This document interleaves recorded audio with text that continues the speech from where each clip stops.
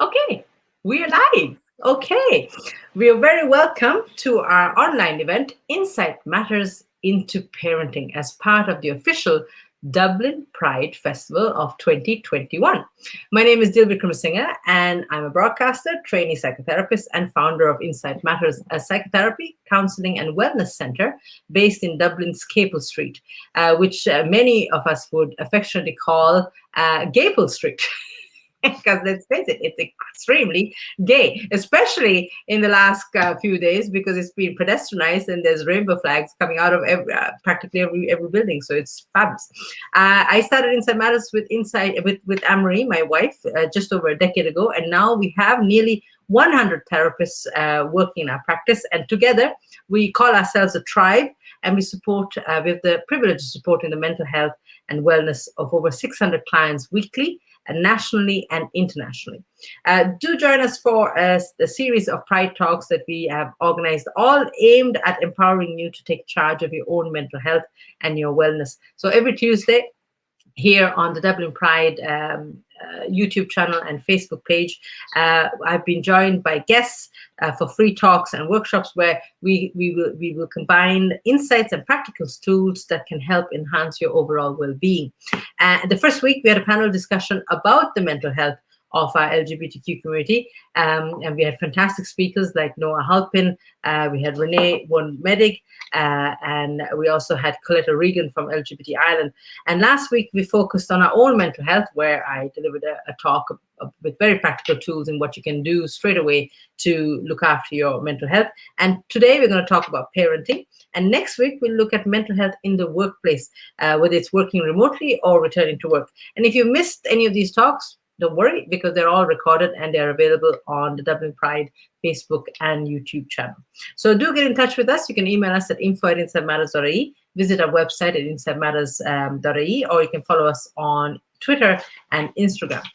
So June is Pride, and with the exception of the last 2 years, since the Stonewall riots in June 1969, globally, the resilient LGBTQI plus community has come together annually to celebrate Pride in a burst of rainbow flags, Doc Martens, stilettos, colorful floats, and yes, feather boas. Collectively, our efforts serve as a reminder to society that yes, we are still here, we are still queer, and we want full equality. And Ireland has come a long way in made huge leaps and bounds, but there's still some work left to do, as homophobia, biphobia, interphobia, and transphobia are still very present in our society. So today, we're going to talk about parenting.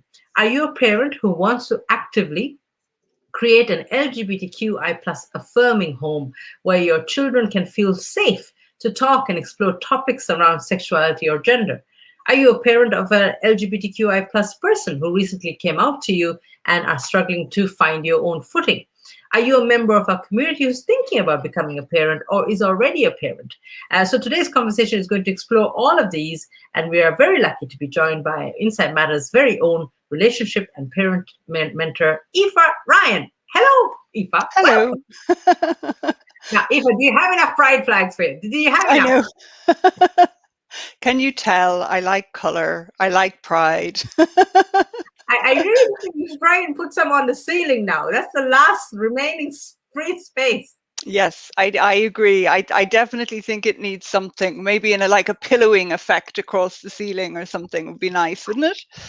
I love it. I love it. Yeah. And the idea came here. You heard it Yes, first. exactly. Next Yeah. time you see Aoife, if she has that kind of pillowing effect on her ceiling, it's because of the conversation that she had here with us.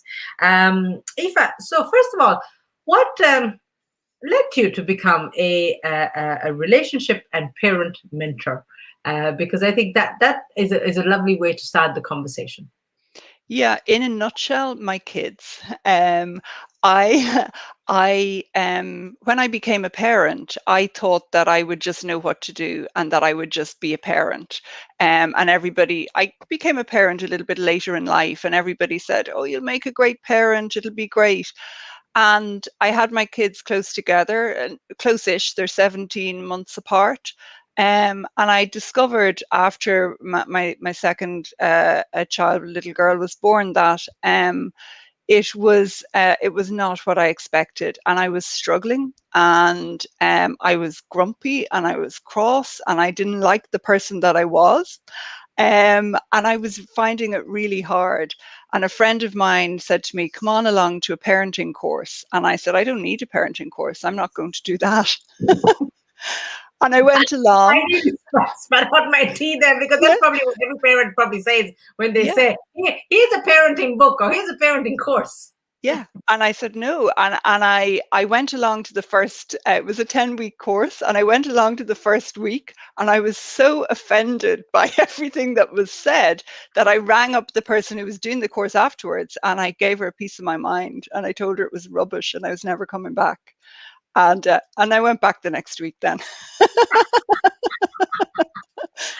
And I kept going, and I went for the 10 weeks, and then I did another course. I did a course about parenting teenagers, and then I did another course, and then I did some personal therapy, and I did more personal therapy, and then I went, you know what, I think I want to do this, you know as a job.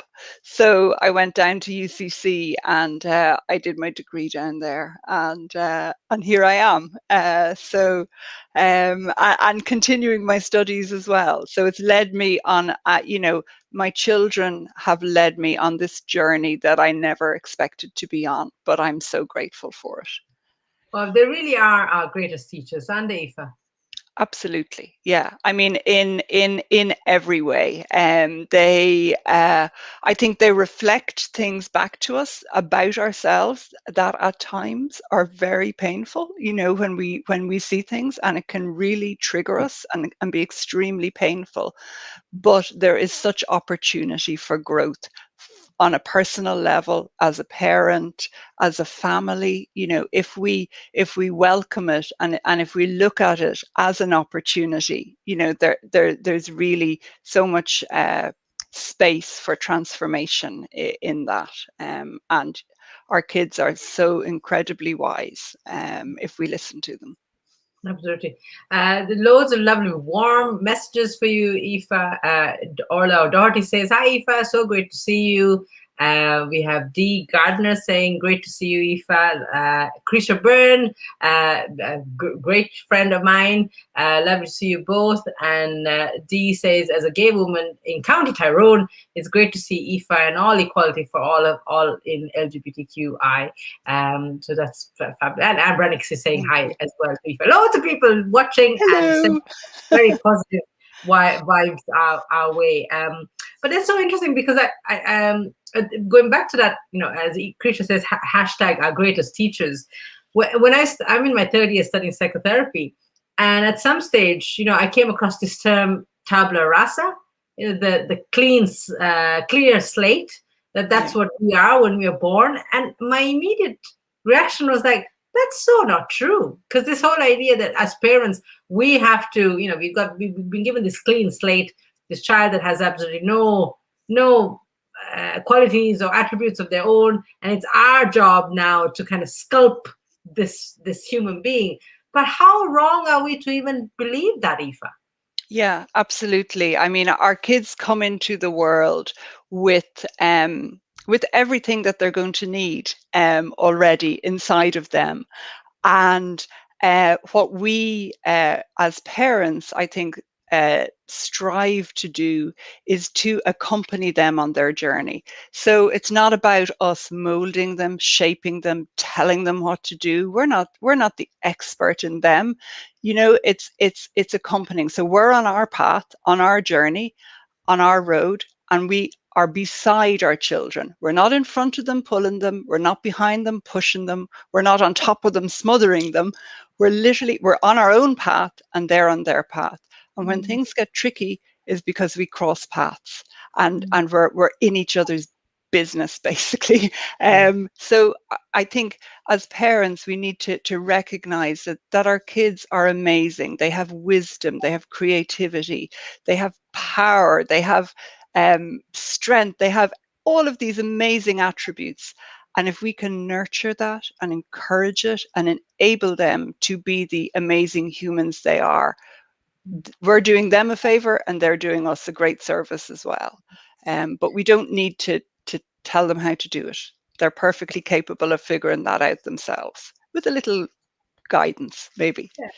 But I think one of the books I came across when I first became a parent was John Kabat-Zinn, Mindful Parenting, Yeah. and this the there was a sentence that really kind of stood out for me. It's like you must respect the sovereignty of your child and not see them as separate entities, and not as an extension to yourself. And when I read that, I was like, oh my goodness! If every parent read this sentence, the term sovereignty usually used you often to describe a country, and imagine if you could visualize your child as their own country, their own entity, and to respect that and not to um, you said go, it's kind of smother them, go over them, steamroll them, and actually just respecting those boundaries those natural boundaries that they have as Yeah. a separate entity. Absolutely, and recognizing that our life is ours, theirs is theirs, and we can't live our life through them. We can't, it's not for us to say who they are or what they become or how they do it. That's completely theirs. Just as when we were younger, we needed that to be ours. We mightn't have always received that, but that's probably what we needed. And if we can give that to our kids, give them the space to be, they will be the amazing humans that they're designed to be. It's they come into the world with all of that in them, and then sometimes the world puts layers of shit on top of them, for want of a better word. uh, Probably not very articulate of me, but it's the best word I can think of. It layers up that stuff on top of them, and then they have to hide. Their bits of them get hidden, you know. And what we want as a parent is to kind of try and release them of that and let them expose all of their beauty and all of themselves within. Yeah. So Anne Brannock is asking, where can I get that quote in relation to John Kabat-Zinn? The book is Everyday Blessings, The Inner Work of Mindful Parenting. And the book was written by Mila and John Kabat-Zinn. So the husband and wife co-wrote this book. So you really get to see both perspectives. Yeah, it's about really facilitating. It's again, yeah, another quote that's coming to me that I recently is like letting the child emerge Yes. um, from this holding space that as parents we need to create. And I remember the subtlety of the language, because emerge means in their own time that they're just going to rise up, as opposed to unfortunately due to circumstances, maybe whatever is happening in the family life, the child often, my case anyway, that process is rushed, Yeah. because I know, like many people, when you have to kind of learn to look after yourself, and your own identity doesn't really get a chance to emerge. You just literally, for survival's sake, you kind of push yourself out of that environment. But imagine how much healthier that human being would be if they were able to actually emerge in their own time, as opposed to being forced. Yeah, and it's always about emergence, from where I stand, I would use that word a lot. It's, that nobody ever needs to change or be fixed or anything. It's about emerging, taking off those layers and exposing the hidden bits that have had to hide. And as you say, if we can let our children emerge and unfold as they are designed to, because they know exactly what they're doing, they know how they need to do that. And if we can stand back as parents and accompany them on that journey, we're giving them the best. I suppose the best, what are the best what? The best, the best, the kind of the best, we're giving them the best that we can give them, because it's not up to us to do it right, to fix it, to be perfect, to get everything right. It's up to us to kind of bear witness to their journey and support them on it and ask them what they need. What do you need from me to help you have the best journey that you can have? Yeah. If you're going to make me cry, bear witness. That is just stunning. Because really, when you look at it as, the work that we see in Inside Matters, the clients that come into us, they have come out from a place where, maybe they were pushed and poked to kind of go in a certain direction in life, get that sensible course or degree, get that sensible job, settle down, and then at some point, the individual has this major crisis where they're like, oh my God, I'm living somebody else's life. This is not what I wanted, and they have to go about having to change all that, and the heartache that causes, like especially from an LGBTQI plus perspective, how many people have gone into heterosexual relationships and had children and then realized, oh my goodness, this is not what I wanted for myself, and just the heartache of the partner, being in a relationship with someone who's just come out to them as being gay or lesbian or trans, and then the children are in that as well. But all of that could have been avoided if that person had initially just been seen for who they are and heard for who they are by their primary caregivers, their parents, not teachers. Absolutely, the teachers play a part as well. But I always say this: as parents, we are their primary, not just caregivers, but primary educators of our children. Yeah, absolutely. And I often think that, parenting courses and even the some of the work that I do, one-to-one parenting, would be really good if people did it before they became parents. Like As marriage counseling, like a yeah, marriage course.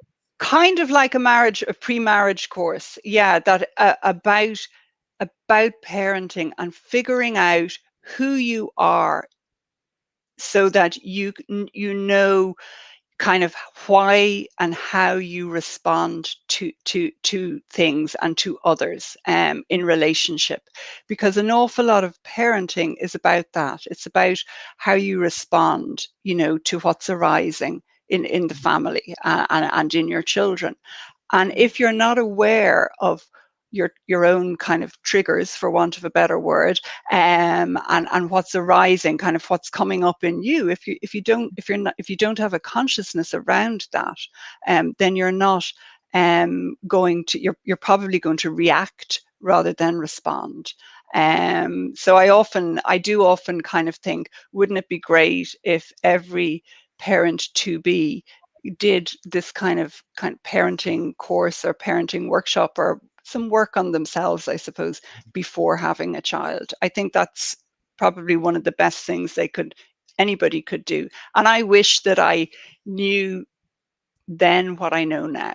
My kids are still quite young, but the first couple of years of their life would have been different if I knew then what I know now. So, When you know better, you do better. yeah, yeah, So Grisha says, speaking for herself, a lot of the journey is about allowing things to be revealed rather than molding things to happen. And she also comments about it's all about our response, because yeah, interestingly, I think in the last year anyway, I've become acutely aware of I can't control, I really can't control what happens around me. yeah. And what's happened in the last 16 months has certainly proved that.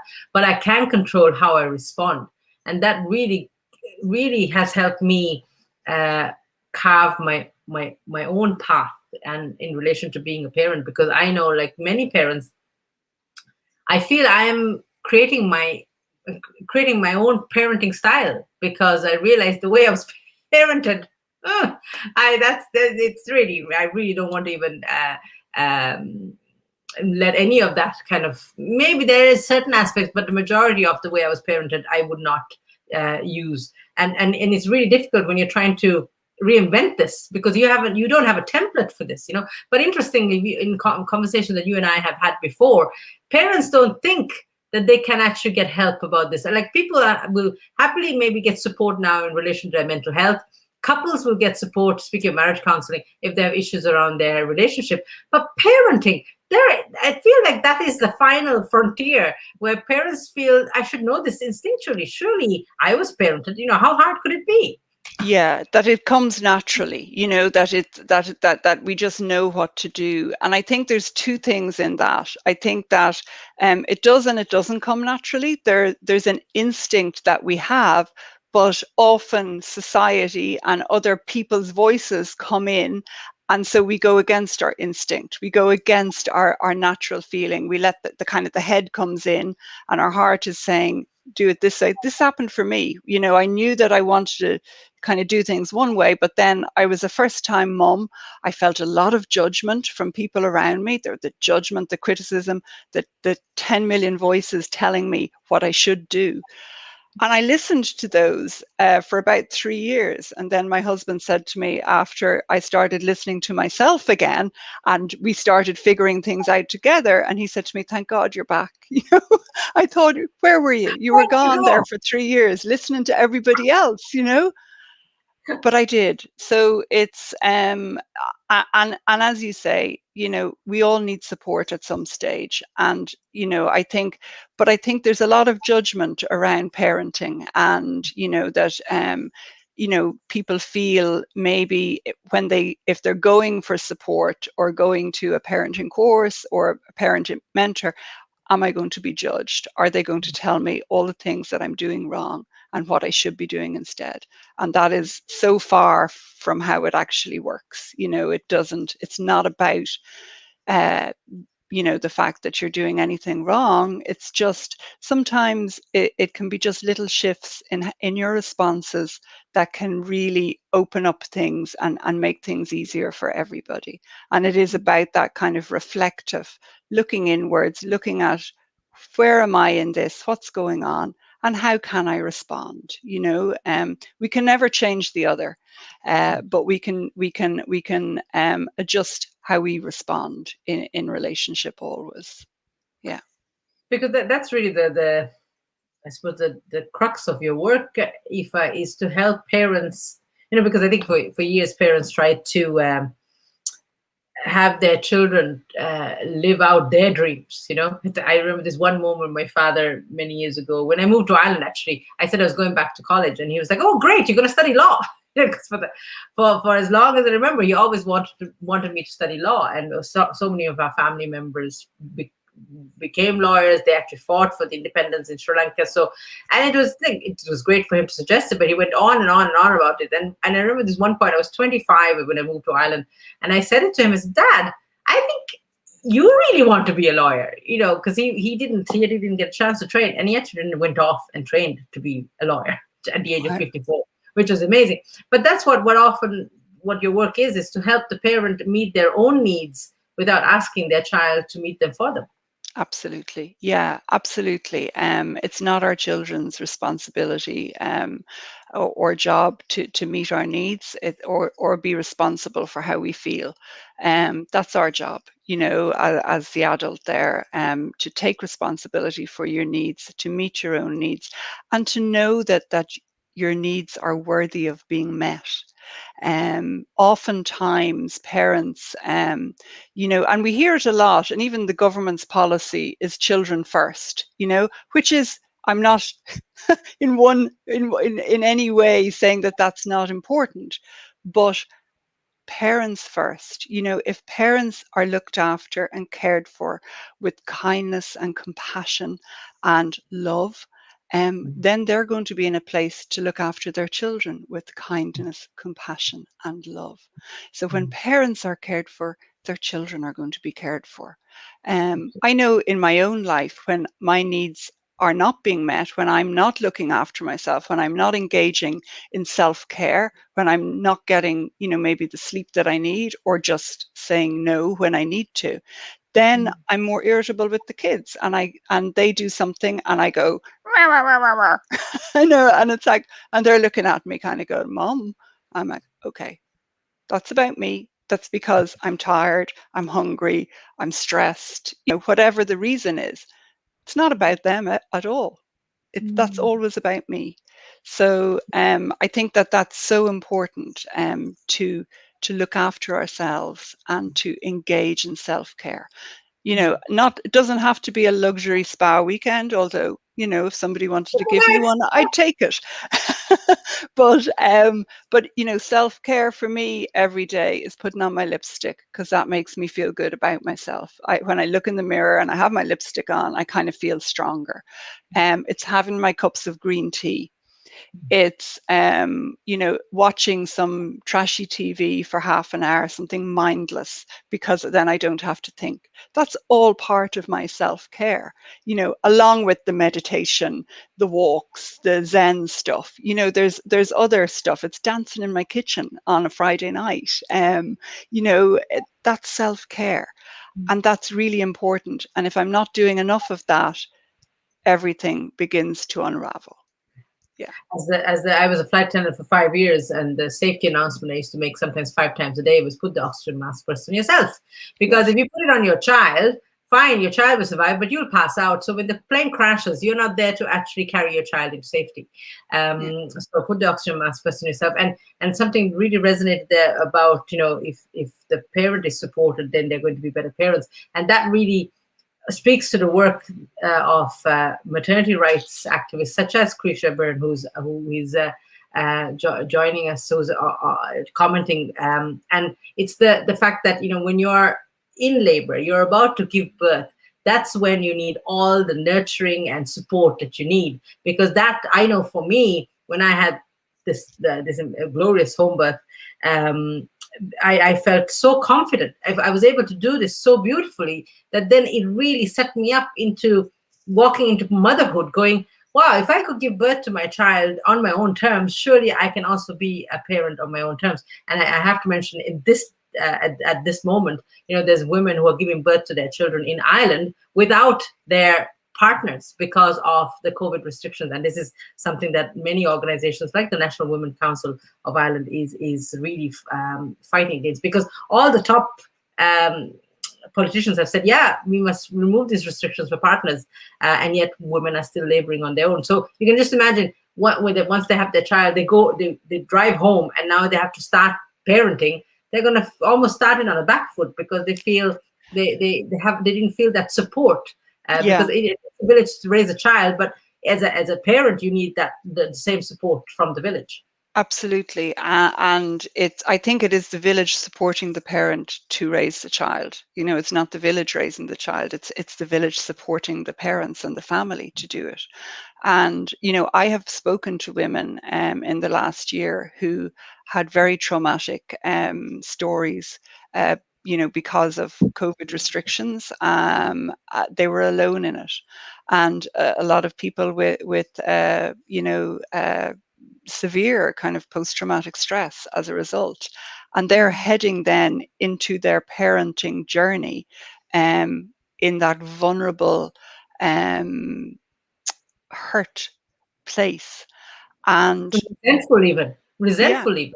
yeah, so many things. There's so many different feelings around it, and everybody's going to have their own and their own individual way of doing it, and they will manage and they will get through it. But is that good enough? No, it's not. They shouldn't have to manage and get through and cope with that. They need support, and I think it's, as a society, it's really important that we stand up and give that support. And that it's okay to ask for support, and not only you should, honestly, you shouldn't even have to ask for it. It should just be there, but Yeah. at the moment it's not, and you do need to ask for it. So yeah.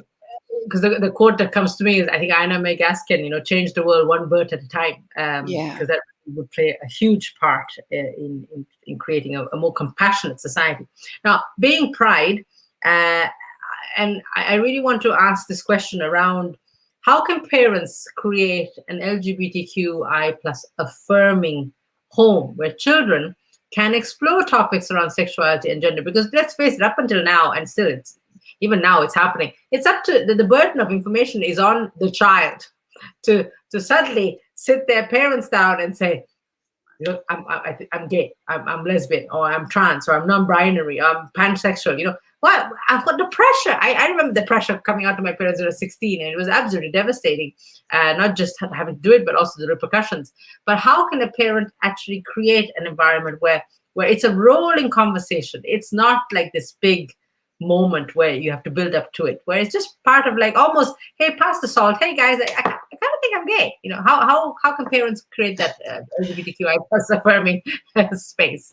I just, yeah. It's I think it comes back to that place of um coming into parenting without expectations and without preconditions, and they might be unconscious preconditions. So that's why I often say that doing that work beforehand is really helpful to know, where am I in this? What am I bringing with me from my own family of origin? What was the feeling that came with me from there? How do I feel about it?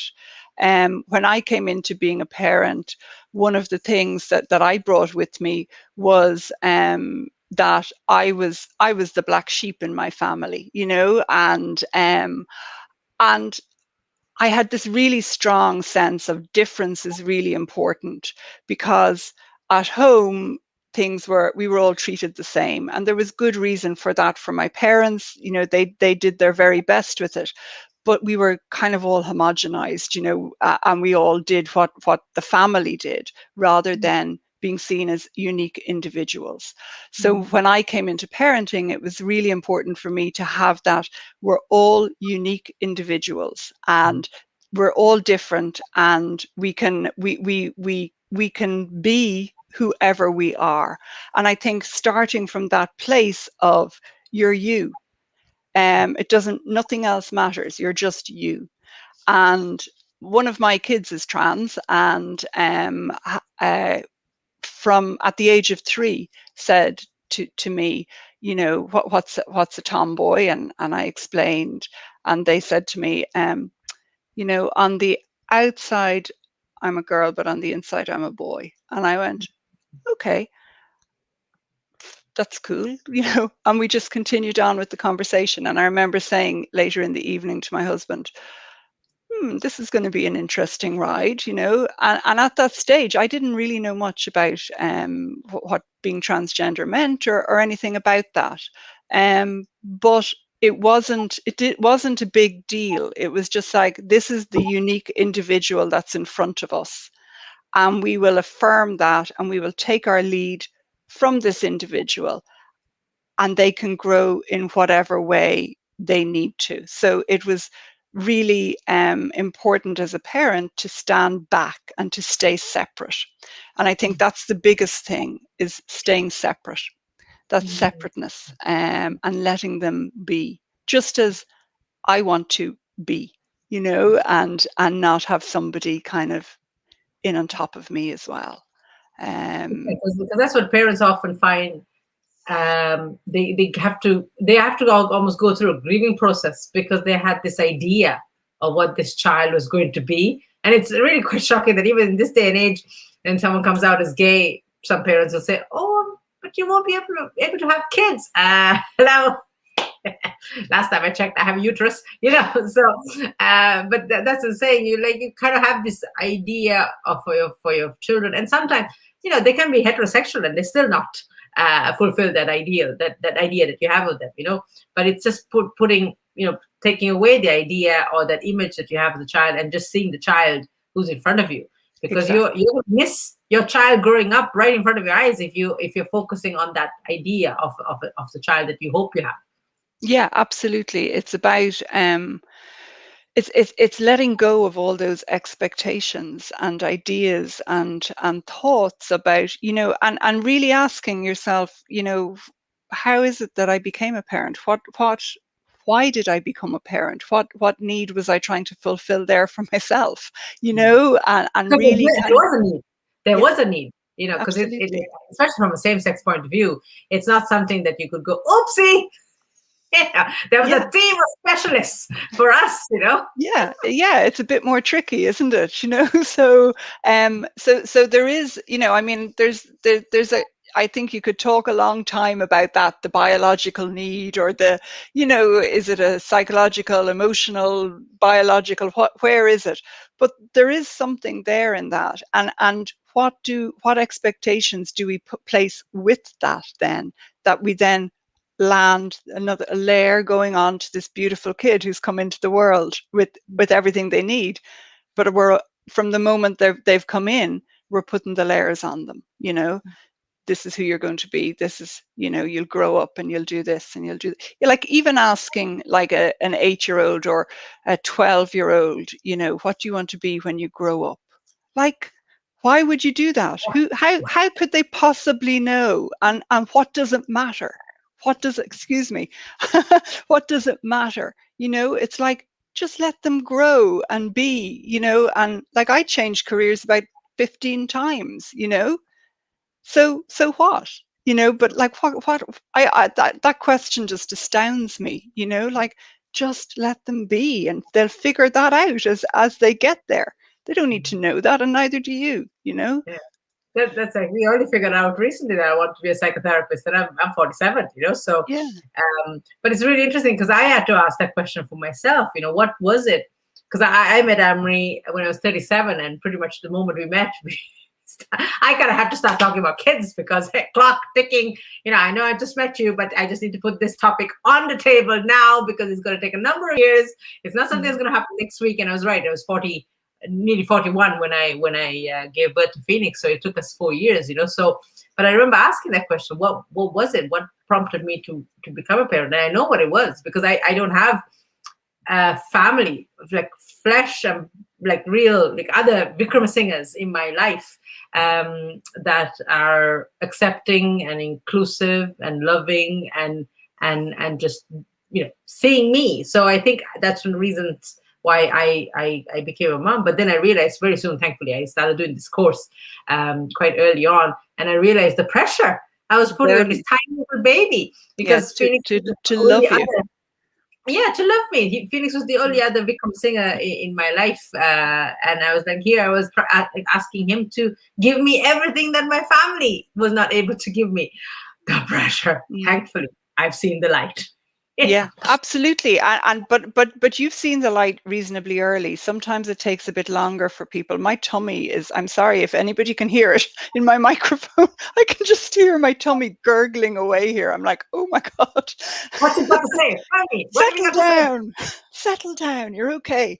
But it's like, the pressure on the child to fulfill your needs there, and you realized that, and that came to consciousness for you, but sometimes people mightn't, they might, if you're not doing that kind of reflective work, you mightn't realize that actually I had this kid because I needed to be loved, and I thought maybe that was the way to do it, so it's yeah. And interestingly, I'm just thinking now, because what normally would happen then, if you didn't become aware of it, if you didn't rise to your consciousness, you would be doing all this stuff, right? And then if this child did not give you what you were expecting, then what would happen is, as a parent, is like, after all I've done for you, you couldn't Yeah. even do, suddenly this big vicious cycle of resentment and hurt that really needs to be directed at your parents, not your child. And your child is going, why are you angry with me? What have I done? It's like, you can Yeah. just see how it can go horribly wrong, and families to implode, and ruptures to happen, ruptures happening, and because of just not seeing the child in front of you. Yes. And I think for me, that's the drum that I beat the loudest, is see the child that's in front of you, see their uniqueness, see their beauty, see their, love them for their presence, notice when they're absent, not because they've done well in exams, or because they're fulfilling your need, or because they're exactly as you thought they would be, or because they're high achievers or they're good at sports. Just love them because they're them and they're here. and I think that that's so important. When my kids come out of school, I not so much now because they're a little bit older, but when they were younger, I always made a point of standing like with my arms open, and they would, and other parents would come over, and I'd say, I'm sorry, I have to do this now, with my kids. And it was like, I'm really happy to see you, because I needed them to know that they were important and that I needed to see them and that they mattered, and I think because I want to matter, that was what I would have loved to really feel that I mattered, so I think that's an important one. For any parent, I don't think your sexuality matters in that. It's see the child who's in front of you, and recognize uniqueness and difference, and when that's in you, it will be in your home. I think if there's some resistance there, it's not the child that needs to change. It's the work needs to come from within. That's a beautiful image. That's a really beautiful image of you standing at the school gates with your arms open to welcome your child. That is Like a just magic. stunning. Magic. But stunning, absolutely stunning image, and one that really needs to be seen more often. So, a question around a parent who where a child has recently come out. What's the what I suppose what can we do to support parents? Maybe maybe it's completely come out of left field. They had no inkling over it. So what can we? I suppose what support can we provide them? And also, this is the big one for me, because I see a lot of this. Child comes out to parent. Said parent will ring a support service like ourselves, perhaps, and say, my child has just come out as being non-binary or trans, and I'm a little bit like a rabbit caught in the headlights. But look, I'm desperately trying to get all the supports and information, and kind of get catch up with the child, because let's face it, the child is streets ahead, right? What happens when the other parent is not supportive of this, and they're not picking up the phone, they're not coming along with you, because suddenly it feels like the child has just gone down the road at lightning speed, and you as a parent is trying to catch up, and then your spouse, your co-parent is just back there. They're nowhere to be seen. Now what do we do in that situation?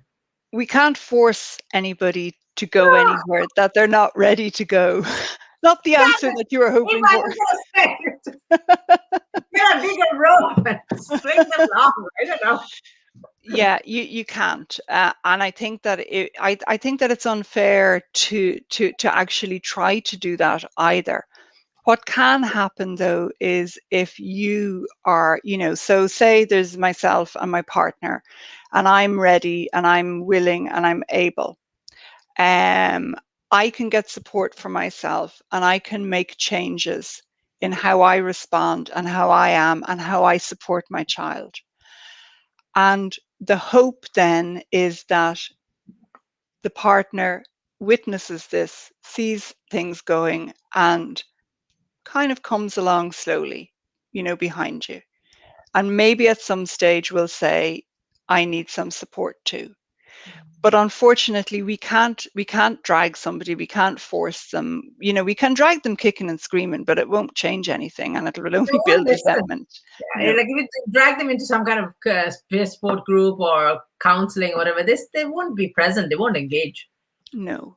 And in fairness, especially for I work with quite a few trans adolescents, and their parents can really struggle. Like, it can come from left field, and it can be really tricky, and sometimes the peer support groups can be too much. Even it's like there's too much. So it's I think it's resourcing everybody where they're at. It's meeting everybody where they're at in it. So it's meeting the child and resourcing their needs. It's meeting partner A and resourcing their needs, and it's meeting partner B and resourcing their needs wherever they're at, and they could all be at different places. And then you have siblings as well, maybe, who are in different places. So there's a lot of relationship dynamics in the household. There's a lot of internal relationships as well, and all of those individually need support and need resourcing, because everybody's and that's all we can ever do. It's the only place we can meet one another and our children is where we are. Mm. Can't force them to be anywhere other than where they are. Because also people will have different, the people go at different paces. One person could go, to catch up. They could, very quickly suddenly find themselves completely immersed in groups and loving out kids, and being part of transparency, which is another group for parents for who are children who are trans. So suddenly they could all, and that work is working for them, but there's the other parent who might be completely out of their depth now suddenly, and what can you do to support them where they're at, exactly. And then and at least if you resource them where they're at, maybe there's higher chances of them maybe joining you in the sense of supporting your child, because that's what you want to do. But if you, what usually I hear is like, oh, it's, he's not on board with this, he's not working hard enough to accept our child, or she's not doing this, so suddenly we fall into this big blame game, and then there's sides, and then the whole family falls apart. Yeah, I And was just going to say that the blame and the shame, a person is where they're at, and it's not, they mightn't even want to be there, sometimes they don't want to be there, but it is where they are. So I think it's really important not to get into that, if possible, the blame and the shame and the back and the forth, because conflict, we're just banging our heads off a wall, doesn't help anything. If we can meet here, it mightn't be the ideal place, but if we can meet, then we can move forward. So it's a really hard one, because especially when you've a young person there who's possibly really distressed, by the lack of support, and who's really struggling, and it can make one parent quite angry then with the other. But it's recognizing that we're all, everybody, nobody intentionally goes out to obstruct or cause harm or do the wrong thing. Really, really, they don't. Sometimes we're limited, in our ways, and we are where we need to be at any given time. And I think that's where really compassionate support comes in, to meet, that person and say, look, this is where you're at. Let's talk about this. Let's talk about it. No judgment, no blame, no criticism. Just let's figure this out. I think that's so important. because I'm thinking, even to add to that, if the child who's just recently come out suddenly see that their parents are arguing, and there's conflict, that now they might feel even, they take on, more shame. Oh gosh, I brought this onto the family. I am the problem here, so that's just going to pile on more shit. It is on top of that child who now, it's a moment of, it could have been a beautiful moment where the child's identity, the child was trying to emerge, as we were talking earlier. The child is trying to emerge as their true self in the family home, in a safe environment, and now that safe environment has turned into practically a battlefield. So there's no emergence going to happen then. They're just going to go in. Oh, Aoife, your Sorry, oh, there there. we go. Yeah.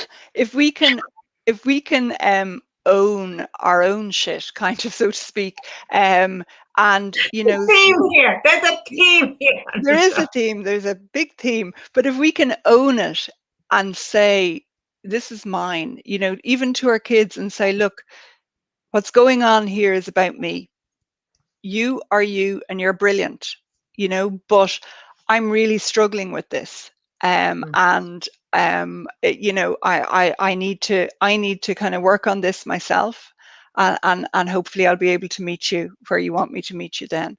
That's honest and that's authentic, and that means that the kid can kind of go, that they won't be happy, and they might still feel that they need to kind of go back a little bit, but they're not carrying a burden or a weight. At least they know this is where the parent is at. Don't like it, think you should be somewhere else, Think you're a crap parent, fine, but at least they know that it's yours and it's not because they've done something wrong. Absolutely. Another question I have for you is for members of our community who are parents already, so like myself and Anne-Marie, who have parents, who have children ourselves, and that conversation, because we practice sex positive parenting. So in the sense that it's not something, again, going very very different to how many of us were parented. We didn't find out about sex from our parents. We found out in some magazine or some book or something behind the bike shed in school, where here Yeah. it's like they're going to hear it from us, and we start by actually using the correct terminology around genitals. So when I clean Xavier, I say vulva, and when I clean Phoenix, I say penis. So that already is making it more kind of open, and there's no shame in it. Yeah. So around the conversation around where did you come from?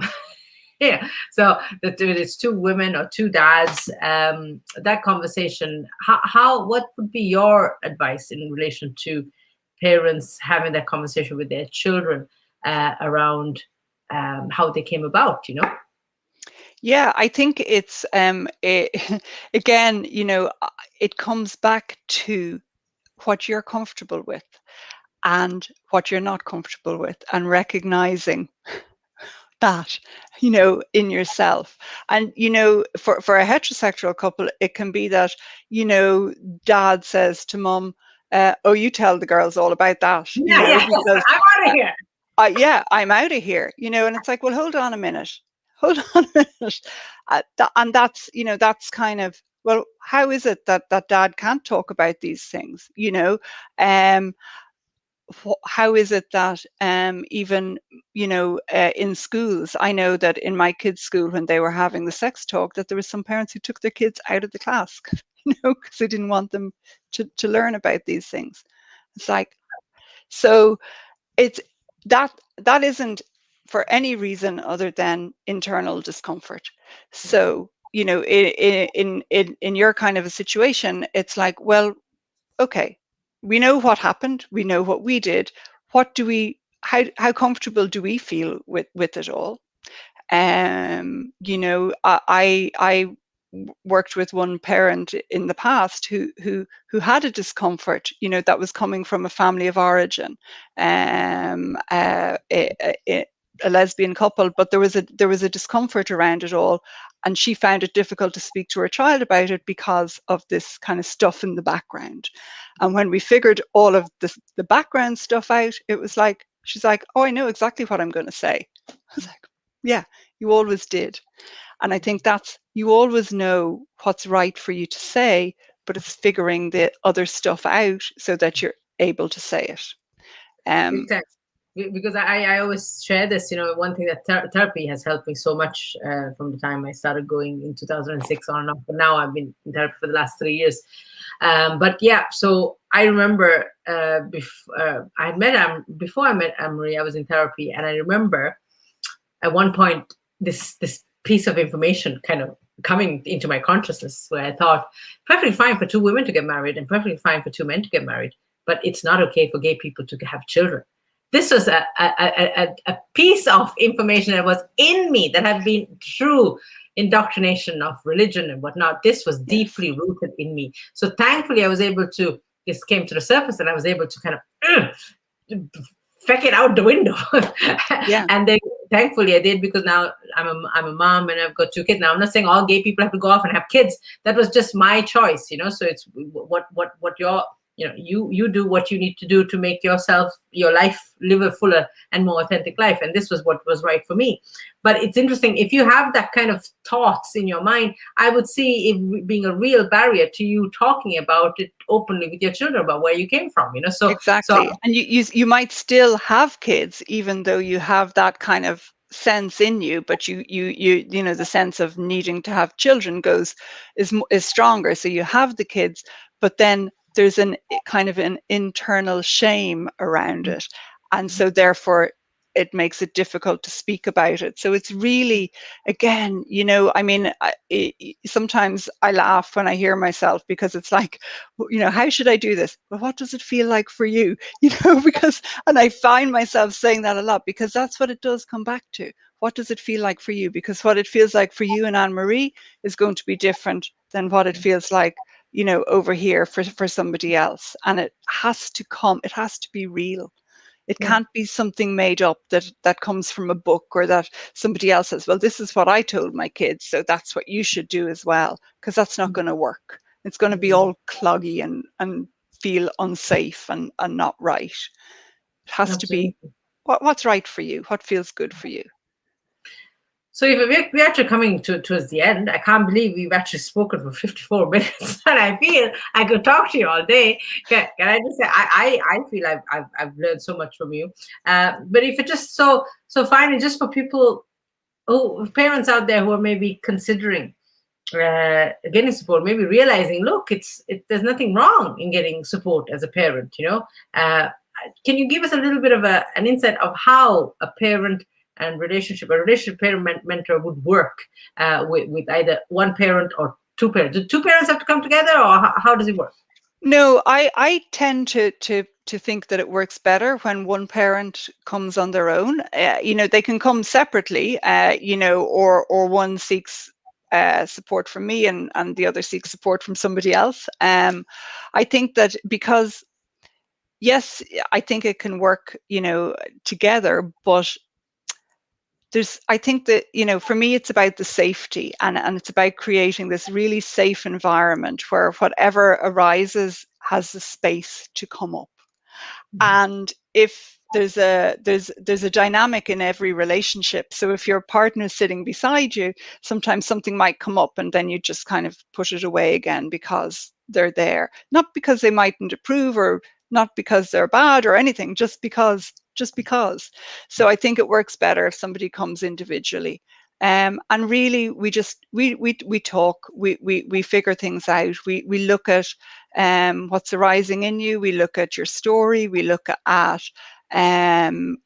how you communicate, how you respond or react to different things, and how maybe there's certain things that have been hidden that need to emerge. And we work through things. It's not about me ever telling you how to do things or where you're going wrong. It's about figuring out how you can become that really brilliant whole person that you are, and how you can bring that wholeness into your parenting, so that you can, when you're whole, then you're able to help your kids become that whole person that they are as well. And it's never too late, Aoife, right? Because I bet a lot of parents watching this would say, oh, you know what, my kids are teenagers now, it's too late, or my children are grown-ups now, it's too late. I have a sense that it's never too late. Am I right? Yes, it's never too late. There's always, no matter what way a relationship is, there's always a sense of hope, and a sense that we can learn and grow. I mean, I will never stop going for mentoring and therapy ever, because I'm on a journey always, and I'm growing in myself, in the relationship with myself, and the relationship with those around me is changing and evolving all the time as well, because of my growth. So no, I would encourage, I think having a reflective space is, I just think everybody needs it. Everybody should be doing it. And it's so beneficial. My family life and my personal relationships have transformed because of the mentoring and therapy that I've done. So, I feel like, on a professional level, yes, I can say, oh yes, it's wonderful, you should do it. But from a personal experiential point of view, I'm like, you have to do it, because it changes your life. Just pick up the phone, do it. If it doesn't have to be with me, just do it with somebody, because it makes such a difference, and it's so beneficial. Yeah. The only issue is that, if I love to go to you, but I know you, we work together. That would be I know. We'll find you somebody else. God, even I feel like I'm a better parent after this conversation with you, to be honest. Make Amory watch it. So thank you so much for joining us for Thank our you. Pride Talk. Aoife Ryan is a relationship and parent mentor, and you can get in touch with us at Inside Matters if you want to talk to her and make an appointment. Aoife, thank you so much for joining me. You're Thank you, just Jill. amazing. You're amazing. So sadly, we have reached the end of our conversation as part of the Dublin Pride 2021 Festival. Join me for our last Inside Matters Pride workshop next week, Tuesday at 1 p.m. I would like to thank all my thank you, Aoife Ryan, for joining me for this wonderful conversation, and indeed the Dublin Pride team for their continued support. Today's conversation has been around parenting. By being the best parent you can possibly be, we can make a real difference, not only for our children, but for our entire human family and our planet. If you are struggling as a parent, please reach for support. You're not alone. Lean into our community. The theme of this year's Dublin Pride is community. So lean into it. Do get support. And remember one and other message that I keep saying to myself and to everybody, because it's such a huge loss that we are not marching again for 2 years running. We will march again. So hang in there. So for those of you where Pride is very much the highlight of your annual calendar, don't worry, we will march again. So again, thank you very much, Aoife, for joining us. Thank you so much for Thank all you. the lovely comments that we got from so many of you. This is recorded, so you can please share it with your friends and family. Maybe watch it with your kids, because I think it would be brilliant for even your children to actually see this and see you as a parent who's actively working on just meeting your own needs, so you can be a better parent to them. So this is a very proud Dil Vikram Singer wishing you a happy Pride and reminding you that insight matters for your mental health, because you matter. Thank you very much. Thank Goodbye. you. Bye. Happy Pride.